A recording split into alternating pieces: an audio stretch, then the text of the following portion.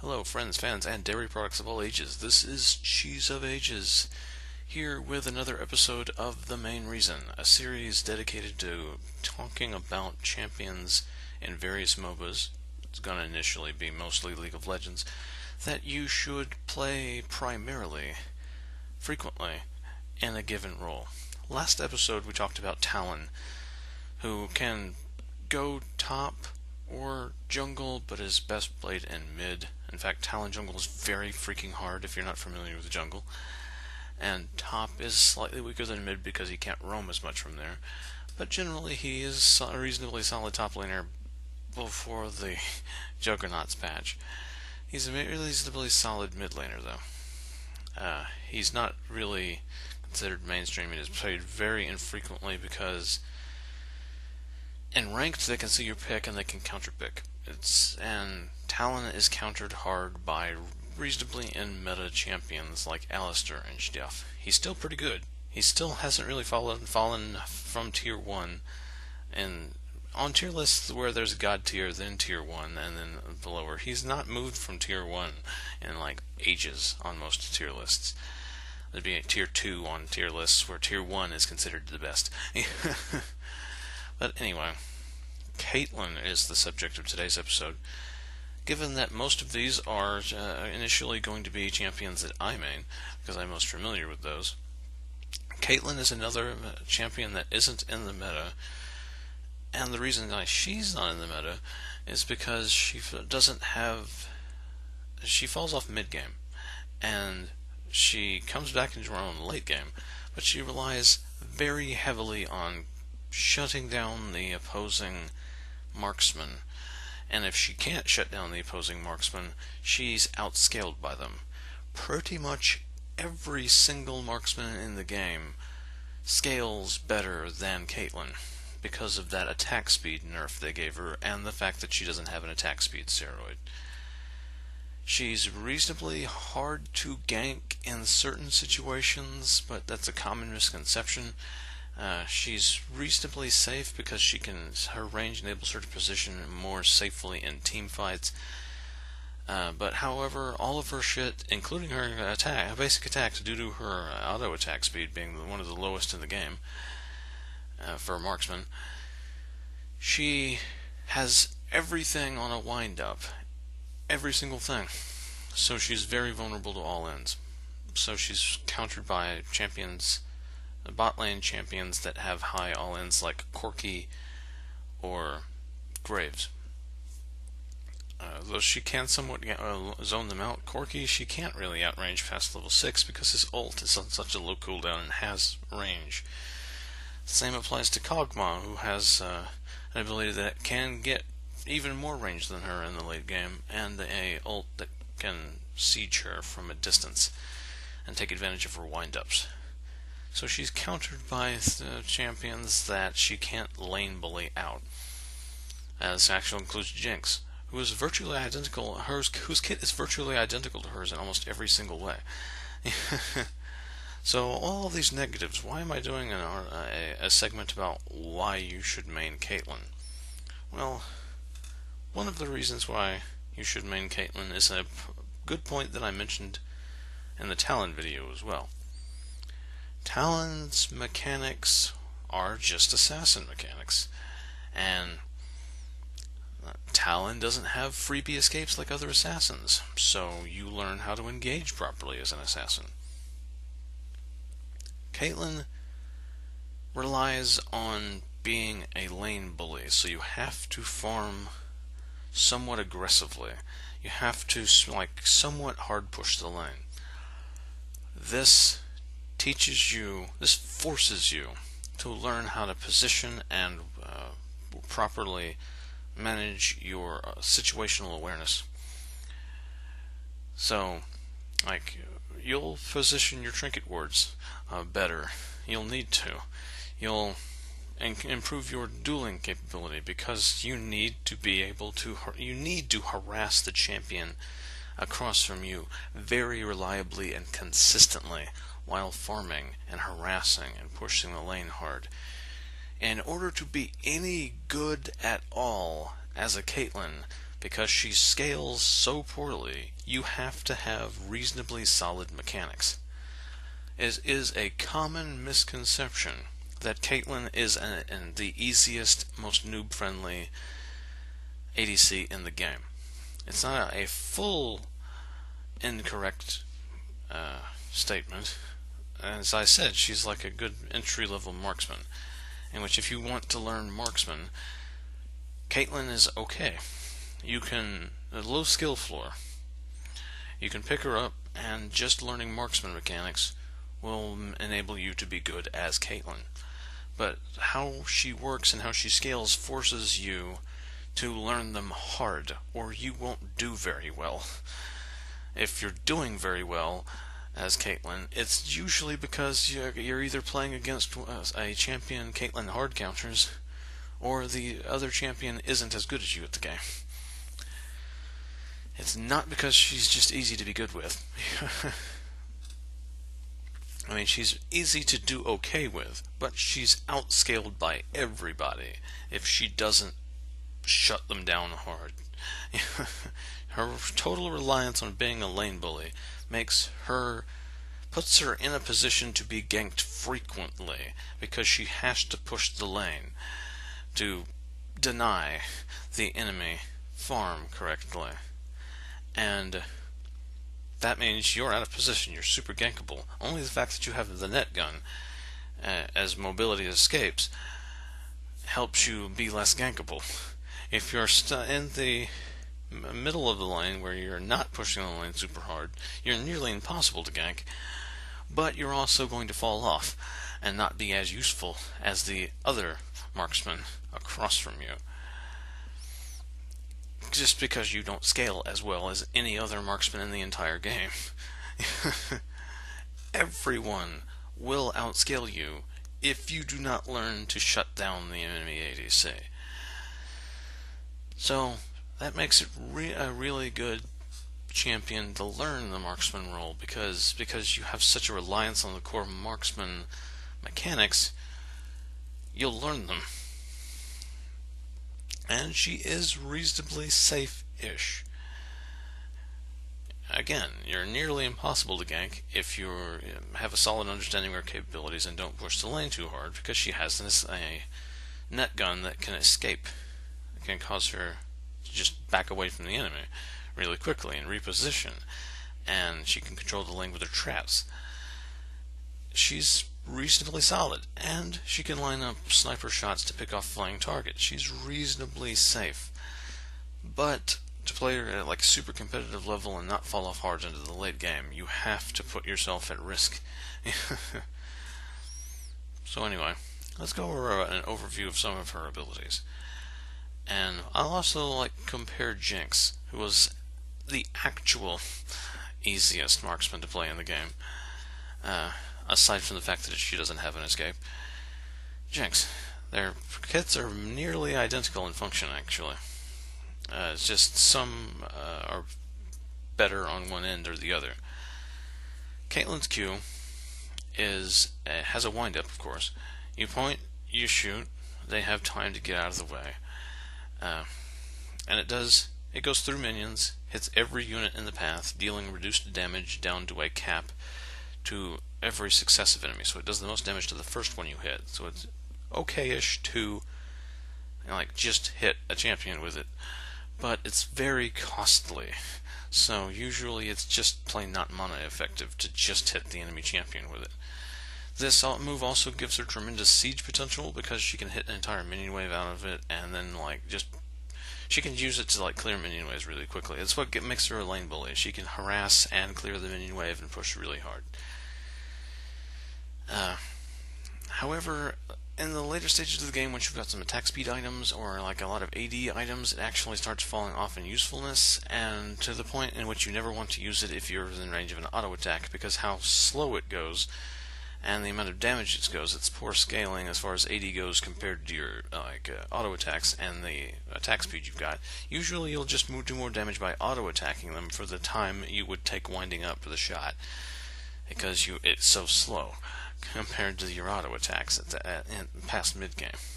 This is slightly one of the reasons why she falls off at mid game. but not like tremendously. It's mainly her lack of an attack speed steroid.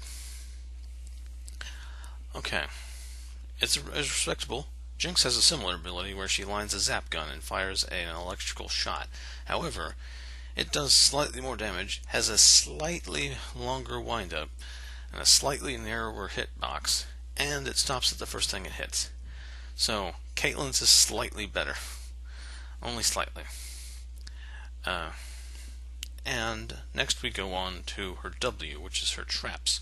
She sets a trap in an area, and after a short period of time, it activates, and the next person to go onto it's just stuck there and takes an EDB amount of damage.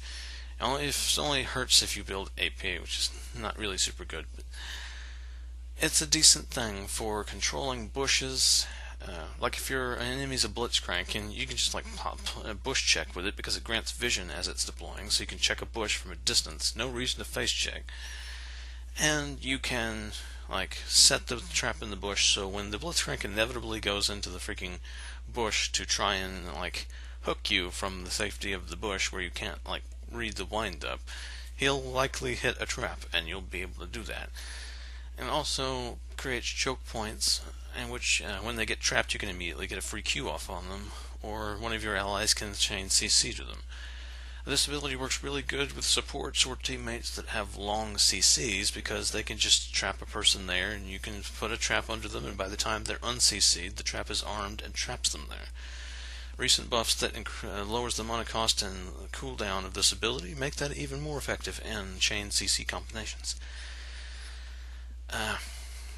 This particularly works well with Blitzcrank, as if he positions correctly he can yank an opponent onto a trap, or if you've trapped someone he can fire his yank and then pull them in, getting a free yank like you get a free Q. You operate similarly. A good Thresh also can do this thing with traps. Anybody generally with a hook can really exploit these traps. This also includes Nami, who has like a knock-up that can chain to your Qs or traps reasonably well. And Lux, who not only is a long-range support champion, has a long route that you can chain your trap to. And Lux's ult benefits from people being in a line, while your ult is countered by being in a line. We'll get to that later. Because your ult is a shot that can be body blocked by other champions. If they get in the position to body block for an enemy, Lux can immediately shoot both of them, possibly getting a double kill. Anyway, her E is her net gun. She fires it and slightly damages and slows, substantially actually, the person she hits with the net. Primarily, you won't be shooting this directly at people as much, like you will a lot of the time, but you won't super often be hitting people directly with this. You can jump short walls with it too, because when you fire this net, it also causes you to be propelled backwards because of the force of the attack, supposedly. You can use this to hop short walls, and it's primarily used to reposition or escape from situations, and can, but not reliably, save allies. If your positioning was already decent, you can hit the person with the net as you're getting out so that they can't catch the ally. But your primary reason for using the net is to get yourself the fuck out. It has a windup too. Everything in Caitlyn's kit has a windup. Especially her ultimate. You lock onto an opponent, granting vision immediately and for the duration of the windup for your shot, and after a period of time you unleash a bullet that does relatively little damage early, and can be body blocked by a champion moving into the way. If you play Caitlyn a lot, eventually you're going to get complained at because you're not throwing this ultimate out every freaking 5 seconds. It's like, oh, you should send it out anyway, just to get the damage out there. At rank 1, it deals pretty much no damage. Early game when you first get this, it's only an execute, and it isn't worth using at all, unless you're going to execute somebody with it, or your teammates are about to jump in on a guy, and you are not in a position to contribute a shit ton of damage. Or as a counter for champions that enter stealth, because your shot will prevent them from going into stealth. So if you see like a Teemo and then your ult range, stop moving, R him immediately, his passive won't start. You see a Talon start going in for his burst combination, zoom on him, because he will not get invisibility from his ult. It's a really good tool. A secret to getting better at a lot of champions is not ignoring subtle parts of their kit that people throw away a lot. This is true of Talon, because so many people that play Talon and call themselves good Talons throw away casually as part of their default combination the invisibility and movement speed of the ult. They just don't care. Their default combo includes immediately closing it every time. And a lot of Caitlyn's people don't use the vision bonus and as a counter tool a lot of the time. Mind you, it doesn't really come up super much because there's not a lot of stealth champions in the meta. But yeah, it's something that can be really useful against certain champions. Like, this Akali's about to go in, and I'm going to zoom on. Her stealth field doesn't do anything now for the duration of my ultimate. Excuse me. But anyway, yeah, she's got a relatively simple kit. Oh, and I forgot to do the similarities to Jinx. Jinx has a line of traps which is temporary, wider, and roots too. So it's superior in certain ways. Makes up for having less of an escape because she has a harder to avoid a series of roots. But it's not permanent like Caitlyn's traps are. But it covers a lot more ground because it's a wall. Caitlyn's traps have the option of versatility and rooting for slightly longer because she can put them in bushes and set up ambush points and create choke points. For instance, you can set it right next to a ruined tower, and that's the trigger radius of the trap will pretty much create a zone of you're rooted if you go past the tower that's ruined here, so you can have a really good position to team fight if you just slay a trap in that choke point, because you will have the advantage of being able to maneuver through that root area and retreat through it if necessary. It's not super safe, but it's a good strategic option. Jinx can do that in the team fight a little bit better, but can't set that stuff up in advance. So many times playing as Caitlyn, it's okay, if we fight here, I'm going to put a trap here so we have an escape route. It'll also keep us from getting attacked from behind. It'll give us a warning if they come through this common point, and it will give us a way through to get out if we need to. And then immediately it pays off. I put it here, it's okay, let's do this, and they come in from this side, okay, I'll just net this way and run through here, trapping the jungler that came in on me, enabling me to come in through on the other side of a team fight, and he comes back around on the other side, and I'm completely away from him. Learning how and where to put these traps in given situations to prepare for the situation ahead of you is a really big aspect of Caitlyn's potency, and will also increase your map awareness and your knowledge of the jungle reasonably well, because this path is here, I'll be able to do this here if I put the trap there, it'll be safe for me to be here if I put a trap here because I'll have a warning sight. It enables you to learn warding locations and be aware of your surroundings, so the trap goes off in the jungle, showing you that the warning point has been triggered, so you can just back away, and this person comes through here to do this. And you'll just by default start becoming more aware of your surroundings because of that benefit, and trying to exploit that and master that. So yeah, you should main Caitlyn at least for a bit, because she teaches you how to play properly. I keep forgetting to continue on with the comparison to Jinx. Jinx's other move isn't comparable to Caitlyn's. It's the thing that switches between AoE rockets and a machine gun.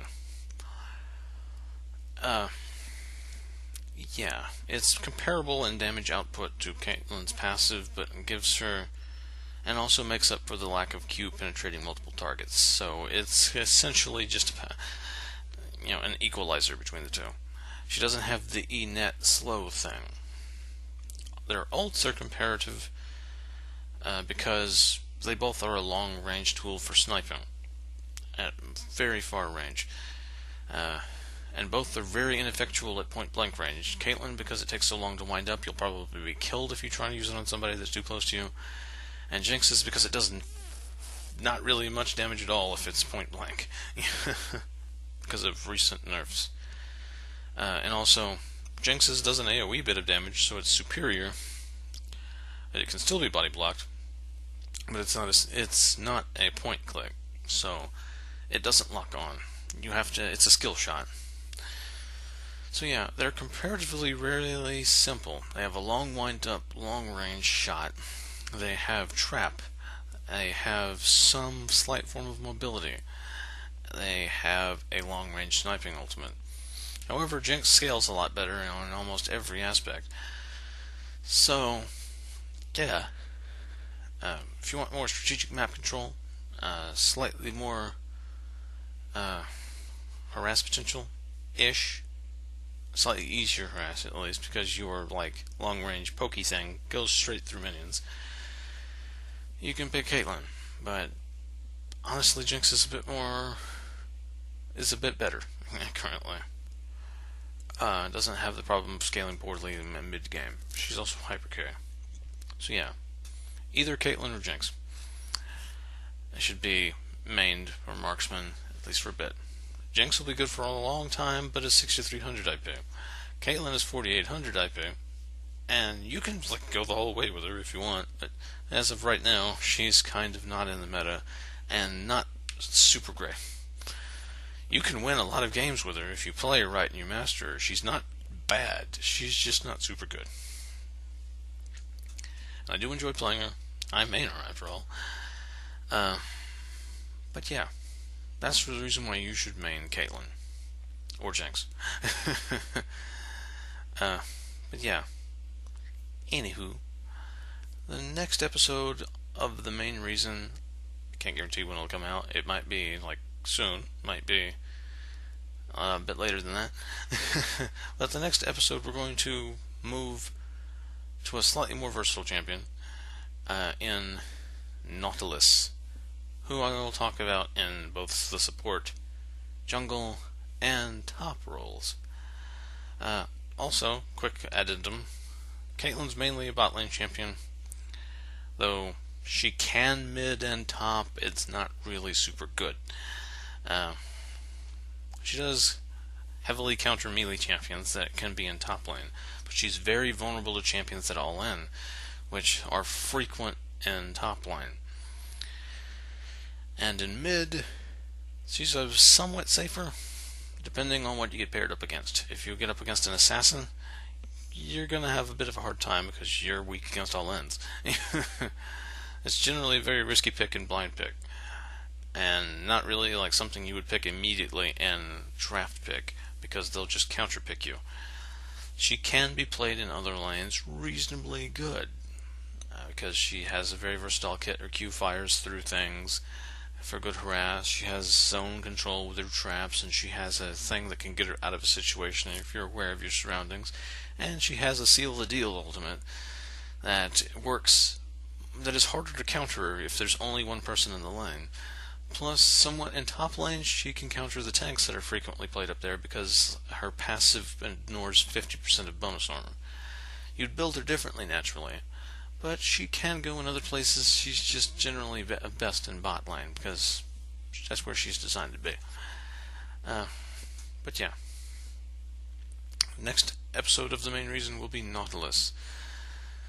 which is the first one yet that's actually an in-meta champion. This will be Cheese of Ages signing off.